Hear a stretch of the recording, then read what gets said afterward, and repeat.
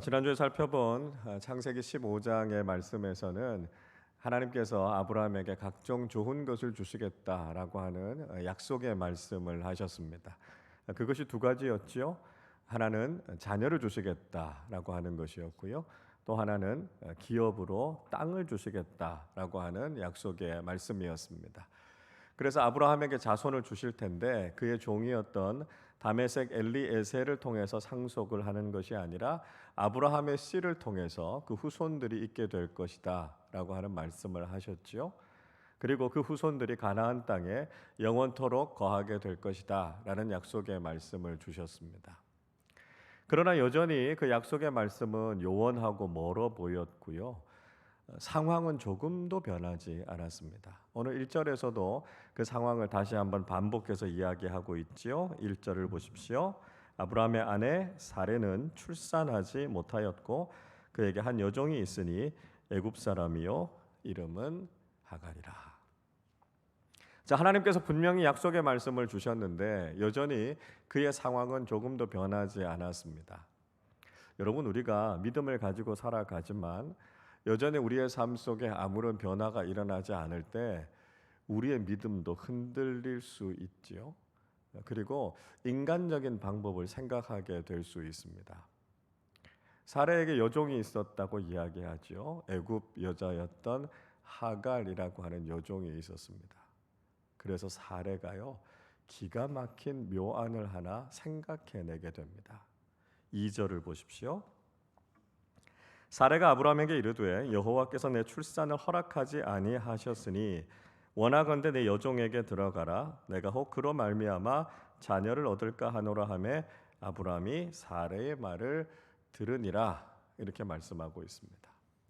자, 아브라함의 귀가 솔깃해질 만한 제안을 사레가 하고 있습니다. 사레가 아기를 낳을 수 없으니까요.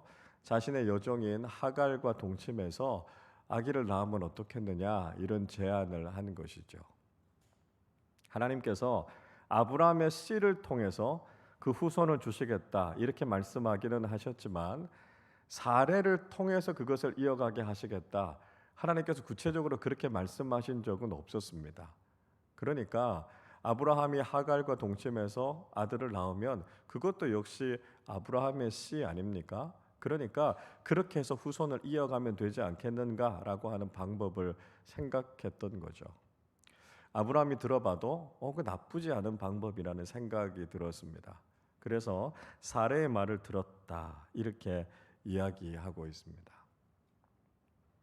여러분 어떻습니까? 이거 잘못된 방법이지요. 인간적인 방법입니다. 근데 여러분 우리가 그 결과가 어떻게 됐는지 다 아니까요. 이거 잘못된 방법이야. 이렇게 이야기하지만 정작 우리가 삶에서 이런 경우들, 이런 상황들을 만나게 되면 우리도 인간적인 방법을 택하고자 하는 유혹을 받게 될 수 있다라고 하는 것입니다. 그러나 이런 인간적인 편법을 쓰는 것은 하나님께서 원하시는 방법이 아니다라고 하는 거죠. 왜 그렇습니까? 하나님께서는요, 우리에게 늘 완전하고 풍성한 복을 주시기 원하십니다. 그래서 부분적이고 불충분한 불완전한 것들을 우리의 삶에 주시기를 원치 않으세요? 하나님께서 주시는 복을 통해서 우리가 정말 만족하고 정말 기뻐하기를 하나님께서 원하신다라고 하는 것이죠. 근데 여러분 한번 생각해 보십시오. 만약에 아브라함이 자신의 여종인 하갈을 통해서 약속의 자녀를 얻게 됐다면 어떻게 되겠습니까? 아브라함이 아들을 얻었으니까 하나님의 약속이 이루어지는 것 아니겠습니까? 그러나 그렇게 되면 자신의 아내인 사레가 설 자리는 없어집니다. 평생 사레는 자신이 자식을 낳지 못한다라고 하는 죄책감, 또 그런 상처로 인해서 평생 괴로워하지 않겠습니까? 물론 여종이 낳은 아들은 주인의 소유가 됩니다. 그러니까 사레의 아들이 되기도 하겠죠. 그러나 자신의 태를 통해서 태어난 친자녀는 아니지 않습니까? 그러니까 엄밀하게 내 자식은 아니라는 것이죠. 그로 인해서 사레가 경험하게 될 상처, 그리고 남편인 아브라함이 평생 그 일 때문에 외로워하고 힘들어할 사례를 지켜봐야 하지 않겠습니까? 그로 인해서 아브라함과 사례의 관계도 소원해질 수밖에 없을 거고요. 그 자식을 통해서 결국은 갈등의 씨앗이 될 수도 있는 상황이다라고 하는 것이죠.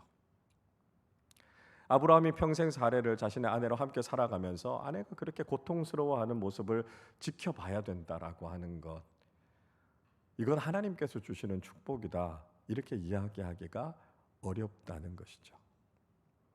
자, 오늘 말씀을 계속해서 읽어보면 이런 인간적인 평법을 쓴 것이 결코 바람직하지 않다라고 하는 것을 계속해서 이야기해 주고 있습니다.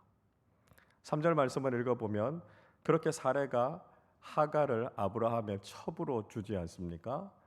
그때가 가나안에 들어온 지 10년이 지났을 때다, 그렇게 이야기하고 있습니다. 아브라함이 하란에서부터 출발할 때가 75세였고요.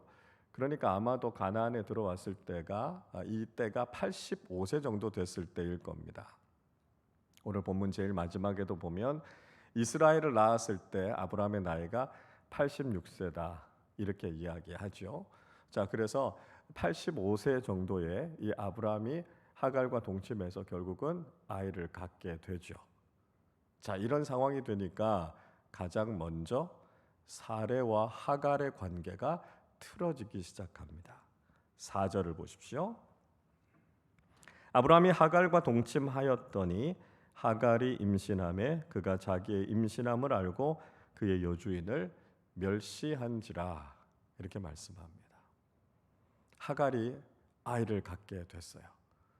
그리고 나서 하갈은 그의 여주인인 사레를 무시했다, 멸시했다, 이렇게 이야기하고 있습니다. 마치 자신이 아이를 가지면서 이제는 자신의 신분이 상승하는 것처럼 착각하게 된 것이죠. 그래서 여주인을 함부로 대했던 것입니다. 지금은 내가 첩이지만 이 아들을 통해서 내가 본처의 자리에까지 이룰 수 있겠다, 아마 그런 교만한 생각을 가졌는지 모르겠습니다. 그래서 여주인에 대해서 함부로 대하고요, 둘 사이의 관계가 깨지게 되죠. 그리고 결국은 아브라함과 사레 사이의 관계도 깨어지게 됩니다. 5절을 보십시오. 사레가 아브라함에게 이르되 내가 받는 모욕은 당신이 받아야 옳도다. 내가 나의 여종을 당신의 품에 두었거늘 그가 자기의 임신함을 알고 나를 멸시하니 당신과 나 사이에 여호와께서 판단하시기를 원하노라. 자, 이런 상황이 되니까요, 사레가 아브라함을 향해서 불만을 쏟아놓게 됩니다. 내가 이 여종에게 이런 멸시를 당하는 것, 이런 모욕을 당하는 것, 이거 합당하지 않다는 거예요. 남편으로서 아브라함이 처신을 제대로 하지 못했다라고 하는 것을 이야기하고 있는 거죠. 하갈이 아기를 갖게 되니까 아브라함이 좋게 대하니까 하갈이 버릇이 없어졌다는 것이죠. 그래서 여주인까지도 무시하게 됐다는 것입니다.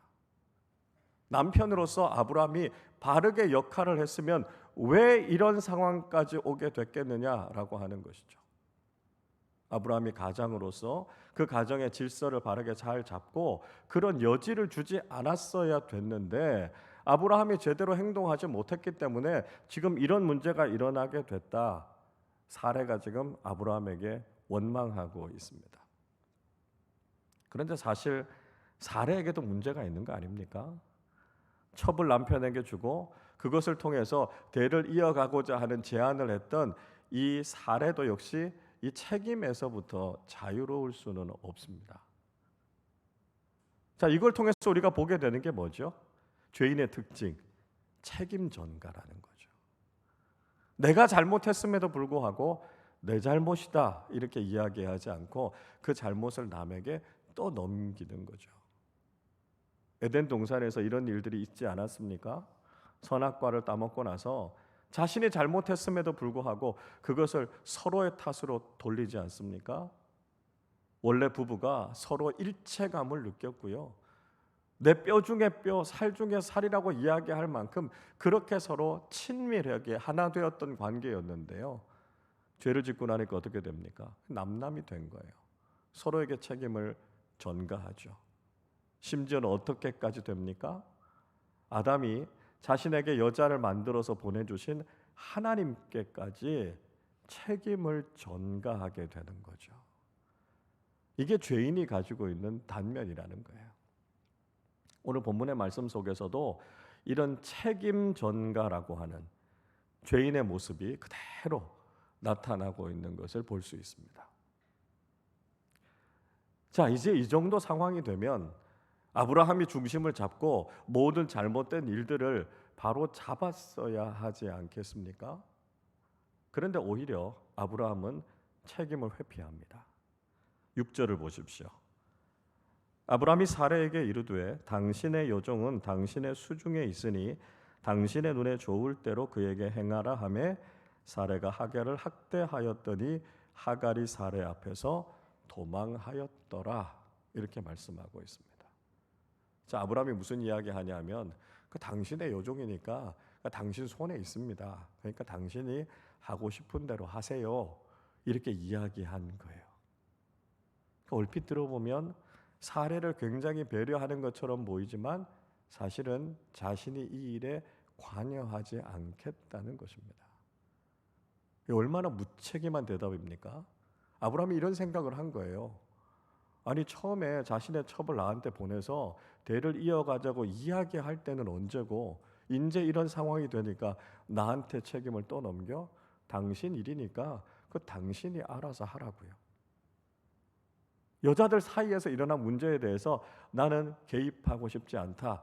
이렇게 책임을 회피하는 거죠. 자신의 남편인 아브라함이 원래 이런 사람이었다라고 하는 걸 사실 사레도 알고 있지 않았습니까? 우리가 앞에서 살펴봤던 것처럼 애굽에 내려갔을 때요, 자기의 아내를 아내라고 이야기하지 않고 누이라고 이야기해서 아내를 빼앗길 뻔하지 않았습니까? 그렇게 무책임하고 자신의 삶에 대해서, 자신의 말에 대해서 책임지지 않는 이 사람을 남편이라고 믿고 지금 평생을 살아야 되니까요, 참 한심스러운 일이었습니다. 그렇다고 해도 당시의 문화 속에서 아내가 남편에게 함부로 대할 수 없으니까요, 사레가 그 모든 화풀이를 다 하갈 여종에게 합니다. 그래서 사레가 하갈을 학대했다, 이렇게 말씀하고 있죠. 그러니까 당시에 일반적으로 사람들이 자신의 종들을 향해서 무자비하게 비인격적으로 대했던 것처럼 사례도 그대로 했다는 것입니다. 어디 여종 주제에 감히 주인에게 함부로 대해? 이렇게 버르장머리 없는 종은 그저 매가 약이라고요. 아주 거칠게 학대합니다. 그러니까 사례가 하갈이 견디지 못해서, 이 사례의 학대를 견디지 못해서 결국은 광야로 도망쳐 가게 되죠. 여러분, 이것이 인간적인 편법을 썼던 결과였습니다. 우리가 인생을 살아가다가 문제를 만나게 됐을 때 우리는 인간적인 방법, 인간적인 묘수를 찾을 때가 많습니다. 그러다가 인간적으로 합리적인 어떤 방법들을 찾으면요, 정말 좋은 생각인데 이런 마음이 들어요. 그래서 그 일을 선택합니다. 여러분, 그러나 어떻습니까? 우리의 인간적인 생각, 우리 인간적인 판단이 옳은 결정, 옳은 선택이던가요? 그렇지 않더라는 거예요. 우리가 인간적인 생각을 가지고 선택했던 일들이요, 결국은 관계를 깨트리고 일을 더 복잡하고 어렵게 만들지 않습니까? 그래서 우리는 문제 앞에서 자꾸 인간적인 방법을 찾으려고 하면 안 됩니다. 우리가 그렇게 머리가 좋은 사람들이 아니에요. 우리의 지혜가 그렇게 대단한 사람들이 아닙니다. 그런데 자꾸 우리는 우리가 뭔가 고민해서 문제를 해결하려 하고요, 그게 안 되면 다른 사람들을 찾고 조언을 구하면서 어떻게 하는 것이 현명한 방법인가를 찾습니다. 여러분, 우리는 이 모든 것들을 내려놓고 우리가 먼저 해야 할 일은 하나님 앞에 우리의 문제를 내놓고 기도하는 거예요. 인간적인 방법으로 문제를 풀려고 하는 것이 아니라 하나님 앞에서 이 문제를 어떻게 풀어가고 어떻게 다루어야 할 것인지, 전능하시고 전지하신 하나님께서 우리의 모든 삶을 알고 계시고 책임지시니까요, 하나님 앞에 우리의 삶의 문제를 내어놓아야 합니다. 인간적인 생각을 앞세우는 것이 아니라 하나님의 지혜를 구하고요, 인간적인 길을 따라가는 것이 아니라 정말 하나님이 원하시는 것이 무엇인가 하나님 앞에 아뢰고 묻고 기도하는 믿음의 사람들이 되실 수 있기를 바랍니다. 자, 하갈은 그렇게 사레의 학대를 피해서 광야로 도망쳐 나오게 됐습니다. 뜨거운 광야에서 정말 방황하고 있는 이 하갈의 상황은요, 굉장히 위험하고 또 굉장히 억울한 상황이었습니다. 홀몸도 아닌 아이를 가진 임산부의 몸을 가지고 그 뜨거운 광야를 지나간다라고 하는 거 위험하죠. 광야는 메마르고 뜨거운 곳이니까요, 물을 구하기 어려웠을 겁니다. 양식을 구하기도 어려웠을 겁니다. 그러다 보면 탈진이 생기고 배가 고프고요. 그래서 쓰러지면 생명의 위기를 경험할 수 있었습니다. 광야는 낮에는 매우 뜨겁지만 저녁에는 굉장히 춥습니다. 일교차가 굉장히 심해요. 그러니까 거기서 견디고 그 밤을 난다는 게 쉽지 않죠. 무엇보다 광야는 굉장히 위험한 곳입니다. 밤에 들짐승들이 언제 어디에서 습격할지 모르는 위험이 항상 도사리고 있는 곳이 광야입니다. 그런 광야를 아무 준비도 없이 임산부가 그곳을 도망쳐 나와서 방황하고 있다고 생각하는 건 거의 생명을 내놓은 거나 마찬가지였다라고 하는 거죠. 마음은 또 얼마나 힘들었겠습니까? 여주인이 자신의 남편과 동침하라고 그래서 첩이 됐는데요. 정작 아이를 갖고 나니까 질투하는 거죠.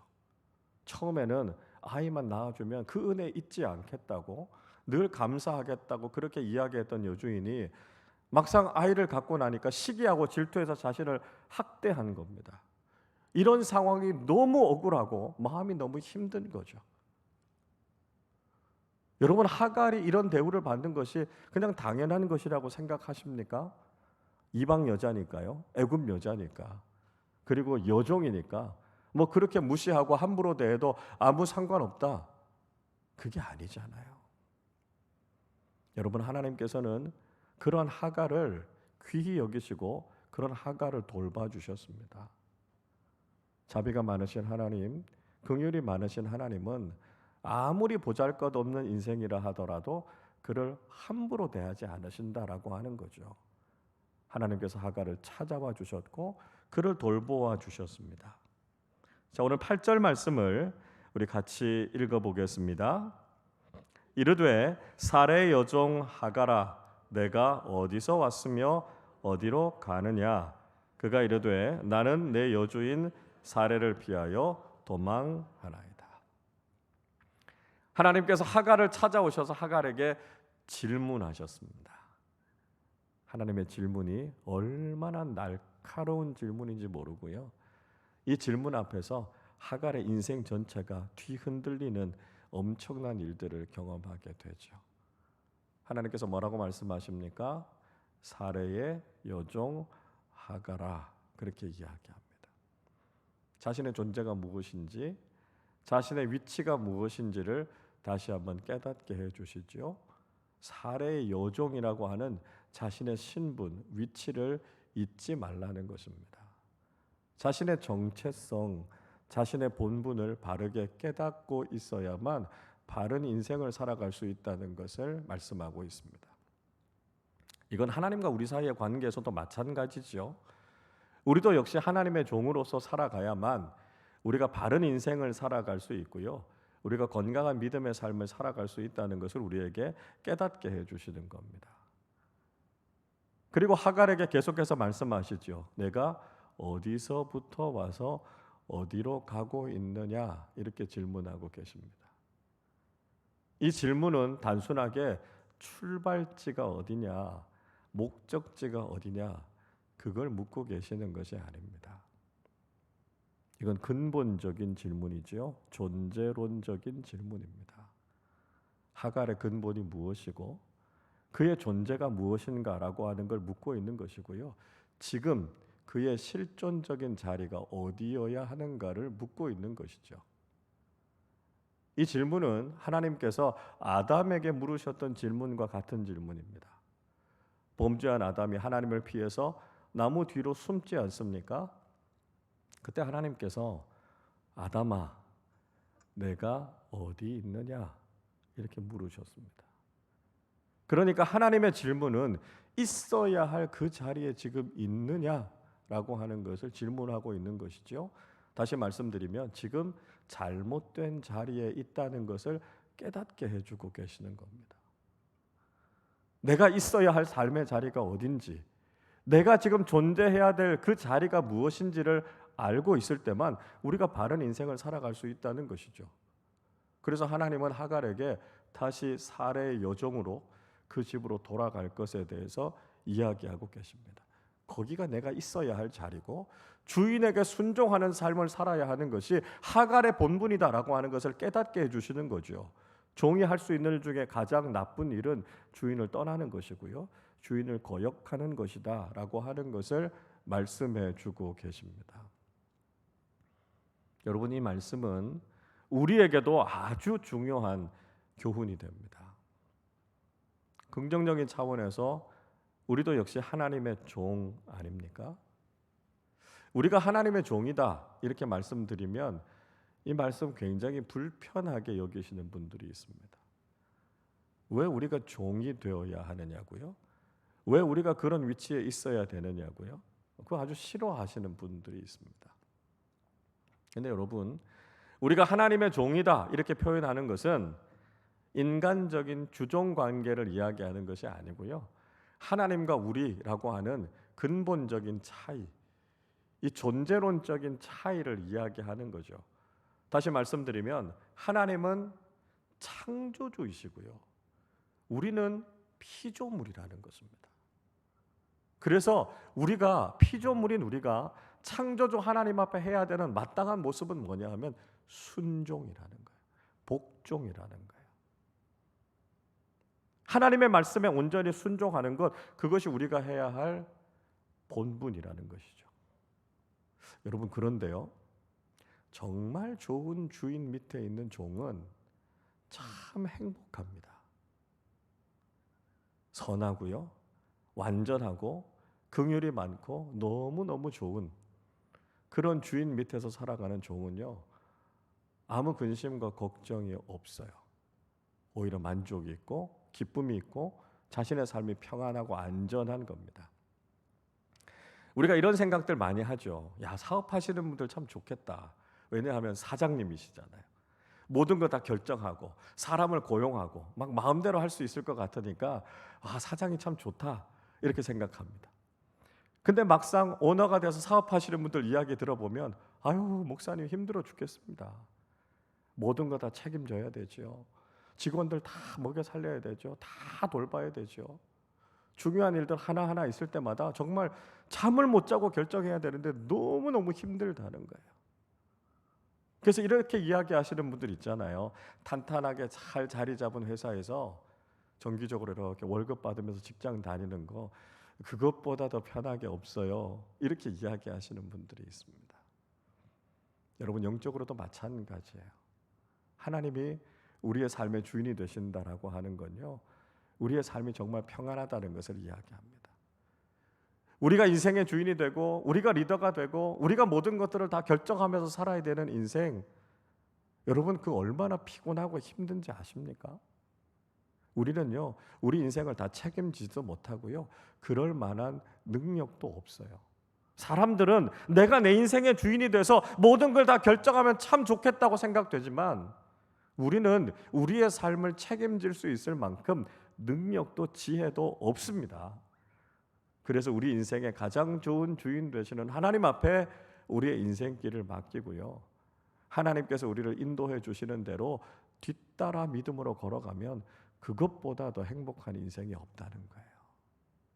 하나님이 없으면 우리는 안전하지도 평안하지도 행복하지도 못하다라고 하는 것이죠. 하나님께서 우리 인생의 주인이시다라고 하는 것을 고백하고요, 그 하나님께서 인도하시는 대로 우리가 순종하면서 걸어갈 때 우리의 삶에 참된 기쁨과 만족이 있다는 것을 늘 고백하면서 살아가실 수 있기를 바랍니다. 자, 하나님께서 하갈에게 다시 주인의 집으로 돌아가라. 내가 있어야 할 자리에 있어라 이렇게 말씀하셨습니다. 그리고 동시에 하갈에게 아주 중요한 약속을 해주고 계십니다. 하갈은 종이었지만 하나님께서는 그를 인격적으로 존중해 주신 거죠. 약속의 파트너로 인정해 주셨고요. 그래서 그에게 하나님의 약속을 누릴 수 있는 축복을 주셨습니다. 10절을 보십시오. 여호와의 사자가 또 그에게 이르되 내가 내 씨를 크게 번성하여 그 수가 많아 셀 수 없게 하리라. 하갈을 통해서 한 민족을 일으켜 세우실 것이고 많은 후손들을 줄 것이다. 그렇게 말씀하셨습니다. 자, 11절도 보시죠. 여호와의 사자가 또 그에게 이르되 내가 임신하였은즉 아들을 낳으리니 그 이름을 이스마엘이라 하라.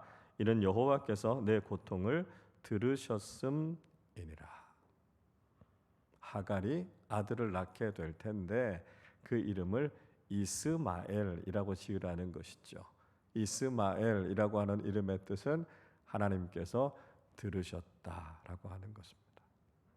그러니까 지금 하갈의 형편이 얼마나 어려운 상황인지, 얼마나 억울한 상황인지 하나님께서 다 들으셨다는 거예요. 그의 상황, 그의 형편, 그가 당하고 있는 위기, 삶의 문제들 하나님이 다 아신다는 거예요. 그리고 응답해 주셨다라고 하는 것이죠. 그 뜻으로 그 아들의 이름을 이스마엘이라고 지으라고 말씀하십니다. 그리고 어두운 미래에 대해서도 예언하시죠. 12절을 보십시오. 그가 사람 중에 들나귀 같이 되리니 그의 손이 모든 사람을 치겠고 모든 사람의 손이 그를 칠지며 그가 모든 형제와 대항해서 살리라 하니라. 이스마엘과 그 자손들이 결국은 많은 사람들과 갈등, 분쟁을 일으키게 될 것이라고 말씀합니다. 형제들끼리도 서로 다투게 될 것이다. 그렇게 말씀하고 계십니다. 이스마엘의 후손들이 지금 중동에서 살고 있는 아랍 사람들이지 않습니까? 그래서 아랍 국가들 사이에서도 IS나 탈레반 같은 테러 조직들로 인해서 때로는 그 이슬람 국가들 안에서도 갈등과 분쟁들이 일어나지 않습니까? 그리고 오랜 시간 앙숙처럼 지내는 이스라엘과는 계속해서 전쟁을 벌이고 있죠. 이스라엘이라고 하는 나라가 존재하지 않을 때까지 그들은 결사항전하겠다 이야기하고 있습니다. 하나님께서 하갈을 돌보시고 그를 긍휼히 여기기는 하셨지만 여주인을 무시하고 함부로 대했던 그의 죄, 그 결과들은 역시 그대로 남게 된다라고 하는 것을 하나님께서 예언하고 계시는 것입니다. 여러분, 이것이 인간적인 편법을 썼던 결과고요. 이것이 잘못된 행동, 잘못된 결과를 통해서 주어지게 되는 여러 가지 결론들이다라고 하는 이야기를 하고 계시는 것입니다. 우리가 잘못된 선택, 잘못된 행동을 한 것은 당대에도 영향을 미치지만 먼 미래에도 계속해서 이런 영향이 미치게 된다라고 하는 것을 말씀하고 계시죠. 분명히 하나님은 우리를 긍휼히 여기시고 불쌍히 여기시는 자비의 하나님이십니다. 동시에 하나님은 공평과 정의의 하나님이시지 않습니까? 우리를 사랑하시지만 또한 죄에 대해서는 하나님께서 징벌하지 않으실 수 없는 분이 바로 우리가 믿고 있는 하나님이시다라고 하는 거죠. 제가 여러 번 말씀드리지만 하나님께서는 죄는 용서하시지만 벌을 다 없애주시지는 않는다는 거예요. 하나님께 회개할 때 하나님께서 우리의 죄를 거두어 가시지만 그러나 그 죄의 결과로 우리가 겪게 되는 징벌은 있다라고 하는 것이죠. 그래서 우리가 하나님 앞에서 바른 삶을 살아야 하고요. 죄로 인해서 주어지는 그 징계, 그 대가에 대해서는 우리가 치러야 할 때가 많다라고 하는 거죠. 그래서 우리가 죄악 가운데서 돌이키는 것 중요하지만 가장 좋은 것은요, 죄 짓지 않고 하나님 앞에서 바르게 사는 것이 가장 중요하다라고 하는 것을 깨닫게 됩니다.